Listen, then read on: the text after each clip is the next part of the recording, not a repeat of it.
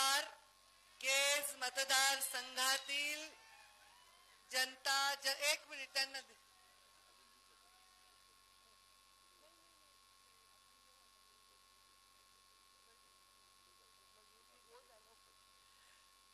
आज केज मतदार संघाच्या या सभेला लोकसभेची बीडची अधिकृत उमेदवार महायुतीचे उमेदवार म्हणून मी नम्रपणे आपल्या समोर हात जोडून उभी आहे. आपण सर्व येणाऱ्या 13 तारखेला मला मोठ्या मताधिक्याने विजयी करून दिल्लीला पाठवावं ही नम्र विनंती आहे. आज महात्मा बसवेश्वरांच्या मिरवणुकीमुळे आपण आवर्जून हा कार्यक्रम या वेळेला घेतलेला आहे. मी त्यांच्या चरणी नतमस्तक होते.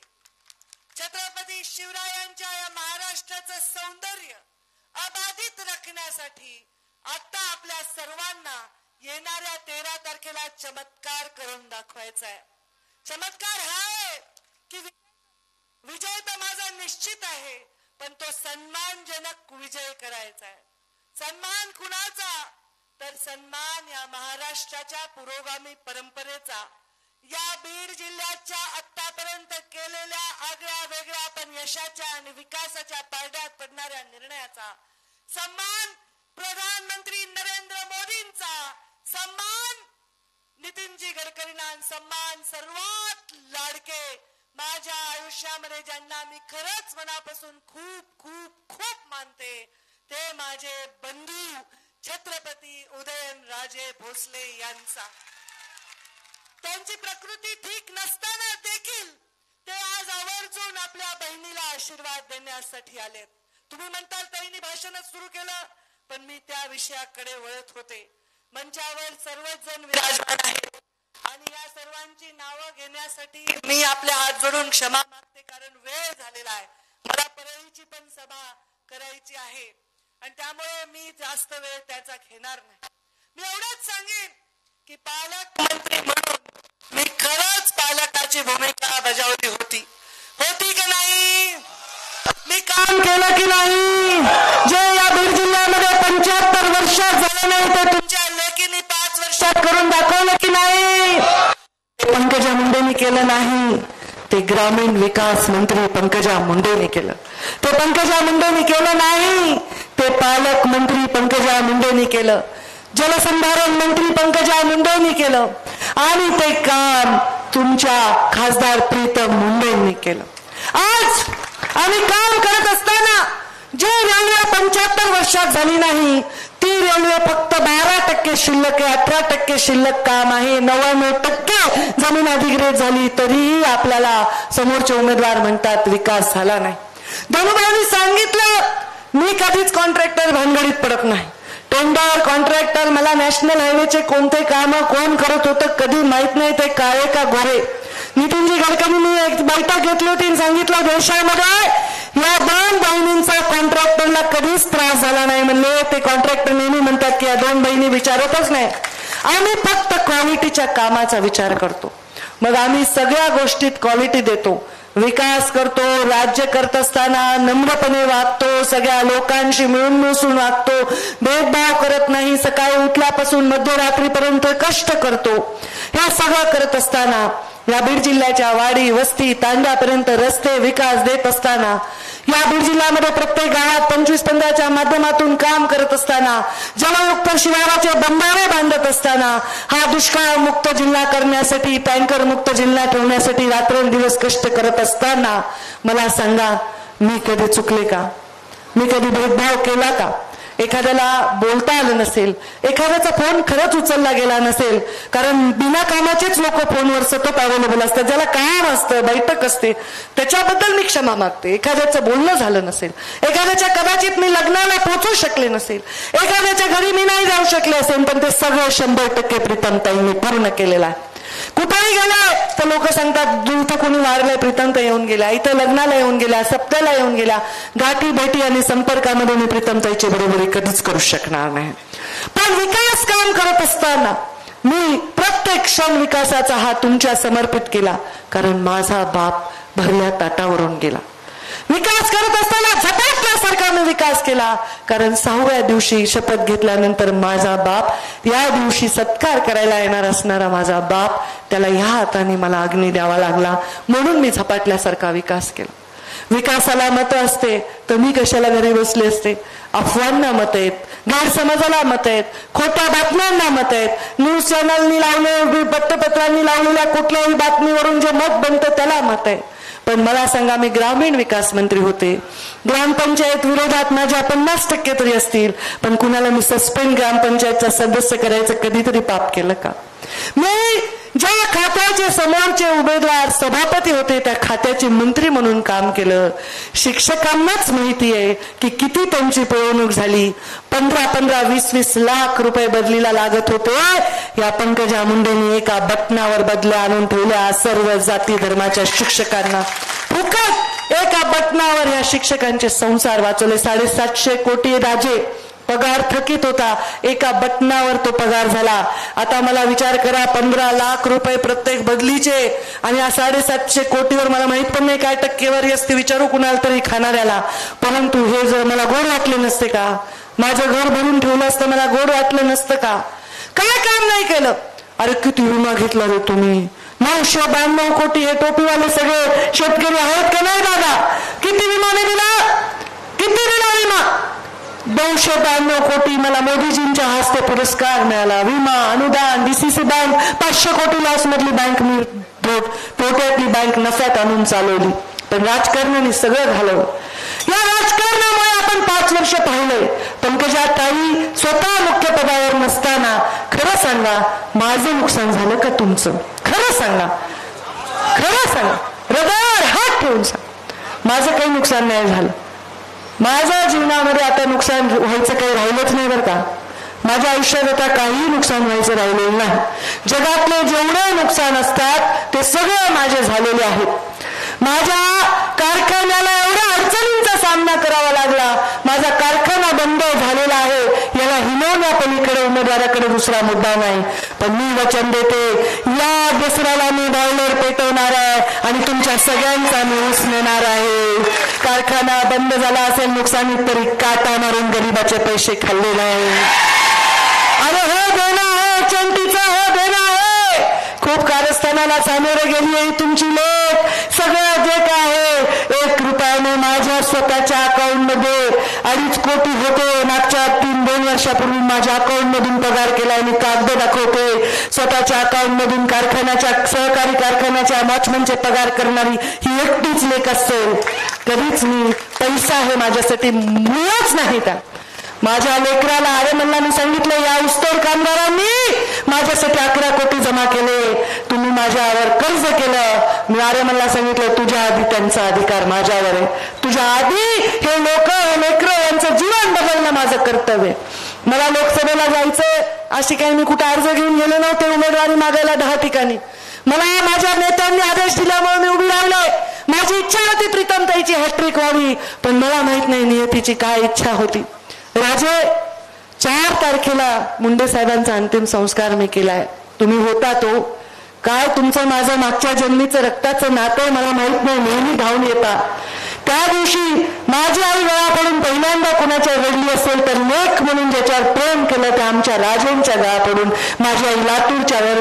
आणि पूर्ण माझ्या आईला खंडाला धरून जर कोणी आणलं असेल अंतिम संस्काराच्या जागेवर, तर या राजा माणसाने, मनाच्या राजा माणसाने आणलेलं. हे सगळं आपण आपल्या डोळ्याने पाहिलं.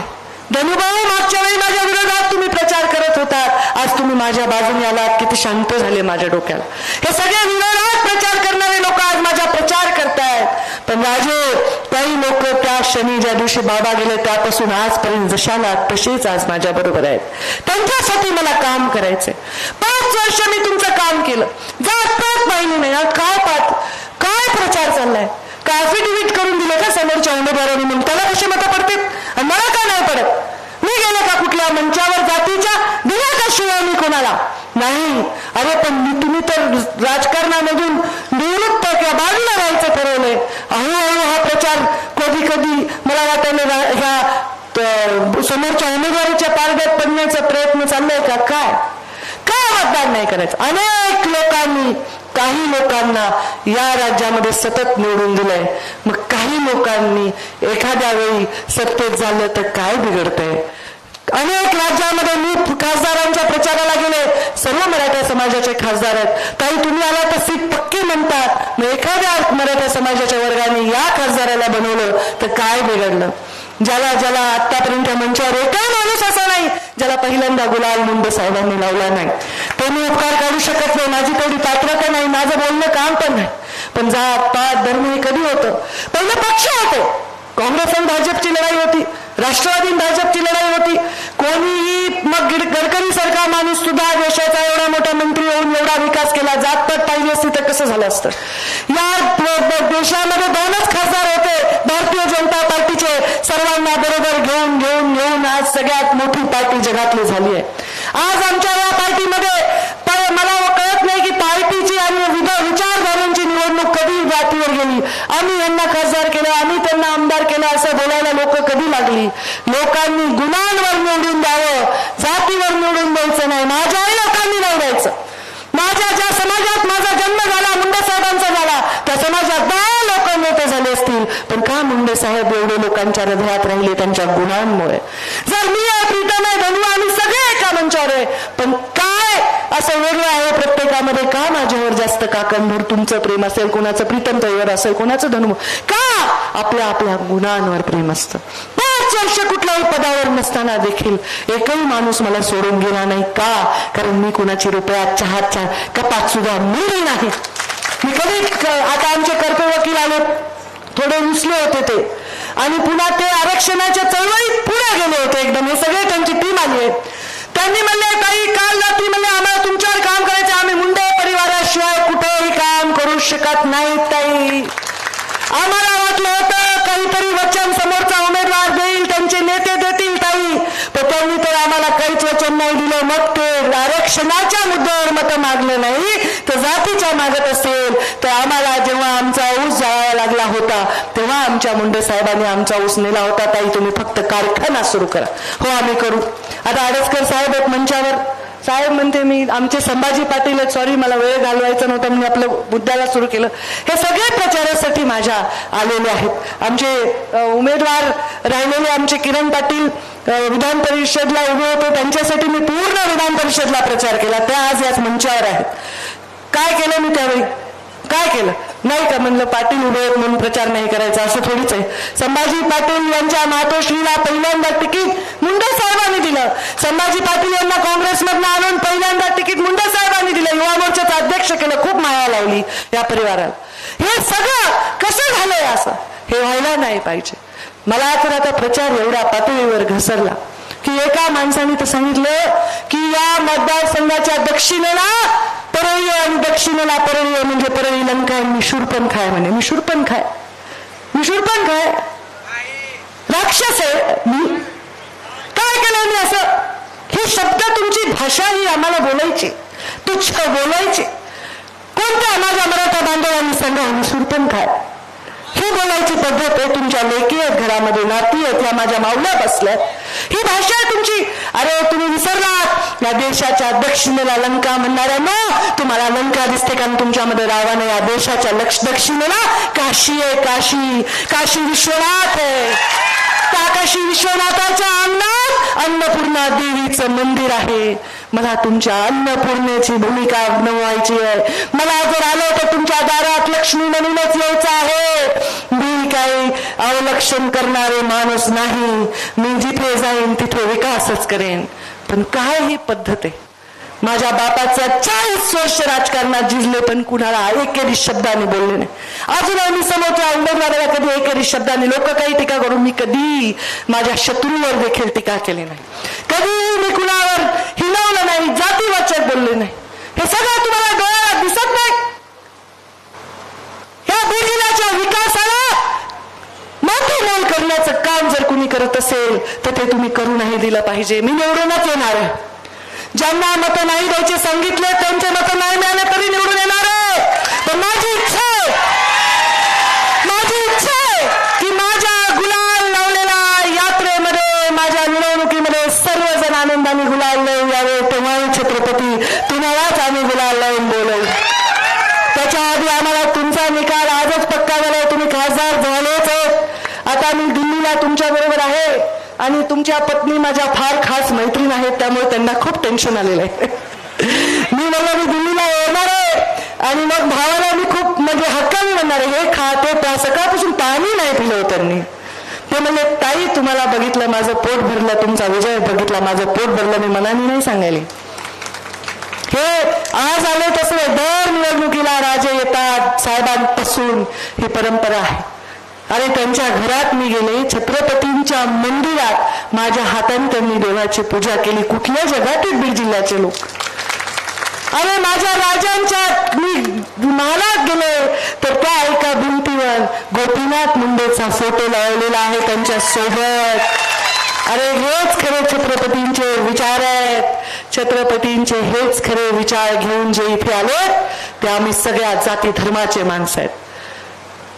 हे आमचे मत आहेत, या मतावर तुम्ही निवडून आलात, हे कुणाचे मत आहेत, कुणाच्या हक्काचे झाले मत? त्याच्याच जो त्याचं भलं करेल. मी भलं करेल असं वाटतंय का? वाईट करेल असं वाटतंय का? वाटोळं करेल असं वाटतंय का? मग एकदा संधी द्या, पुढचा खासदार तुम्हाला जो पाहिजे तो करेल. पंकजा मुंडे त्याच्यासाठी साम दाम दंड देत करेल. मी पहिल्याच दिवशी डिक्लेअर केलं निवडणुकीचा फॉर्म भरताना की पुढच्या लोकसभेला मी माझ्यासाठी मतदान मागायला येणार नाही. तुम्ही म्हणताल त्याच्यासाठी मागेल, पण यंदा माती खाऊ नका. का? कारण मोदी प्रधानमंत्री होणारे ही काळ्या दगडावरची रेग आहे. 350 खासदारांमध्ये जाऊन बसायचं का? 3.5 खासदारात हे विचार करण्याएवढे तुम्ही हुशार आहेत. आणि तुम्हाला एक सांगते, या निवडणुकीच्या या उमेदवाराची मानसिकता पराभवाची आहे. यांना पराभव दिसत होता. यांनी सांगितलं मला माजलगाव लढायची आहे म्हणून मी लढतो. स्वतःच प्रेसमध्ये सांगितलेलं आहे. मग त्यांना जर पराभव पाहिजे तर मग आरक्षणाचा मुखवटा घालून जर कोणी मतदान मागत असेल तर तुम्ही यावेळी पडू नका त्यात. तुमचं आरक्षण मिळणार. विधानसभेच्या निवडणुकीच्या आधी या आरक्षणावर शिक्कामोर्तब लागणाऱ्या आचारसंहितेमुळे हा विषय थांबलेला आहे. आणि या आरक्षणावर शिक्कामोर्तब लावणारं सरकारच तुमच्या ताईच आहे. तर तुम्हाला काय भानगड आहे? अरे तुम्हाला पुन्हा काय पाहिजे? सर्टिफिकेट पाहिजे. कशाचं पाहिजे? कशाचं पाहिजे जाणार सर्टिफिकेट? तुम्हाला मागच्यांना मला माहिती नाही कोणकोणत्या सर्टिफिकेटचं आहे. कोणती पाहिजे म्हणजे काय? आणि मग मी तुमची लीडर नाही का? मग मी नाही का? अरे काय हे कुठल्या जमान्यात वावरतोय आपण? गांधी परिवाराला एवढे वर्ष लोकांनी डोक्यावर घेतलं. किती मत आहेत त्यांचे? बाळासाहेब ठाकरे या माणसांनी हिंदुत्वाचं राजकारण करण्यासाठी पक्ष म्हणून उभारला. शिवसेनेसारखा मोठा पक्ष उभारला. मला सांगा जातीवर जर गेला असता तर एवढा मोठा माणूस झाला असता? मुंडे साहेबांसारखा माणूस एवढा मोठा झाला असता? जे लोक तुम्हाला मागास विचारांकडे नेत आहेत त्यांच्या मागे राहू नका. आत्ताच लेकरं लागले मराठा समाजाचे, त्याच आरक्षणातून आता एमपीएससीच्या परीक्षेला त्यांना तो लाभ देतात. एज ओबीसी प्रमाणे वाढवून दिले चालले. लागायलेत ना? अरे तुम्ही मला हे विषय एवढा महत्वाचा नाहीये, मी झाल्यावर बोलते. लागायलेत ना लेकरं? मग काय प्रॉब्लेम आहे? मग काय तुम्हाला उगाचच कारण काढायचंय? बघा बाबा, माझा बॉयलर पेटणार आहे दसऱ्याला. मला वाटतं राजेंनाही बोलवू, अजून कोणी मंत्री झाले तोपर्यंत त्यांनाही बोलवू आणि आम्ही बॉयलर पेटवू.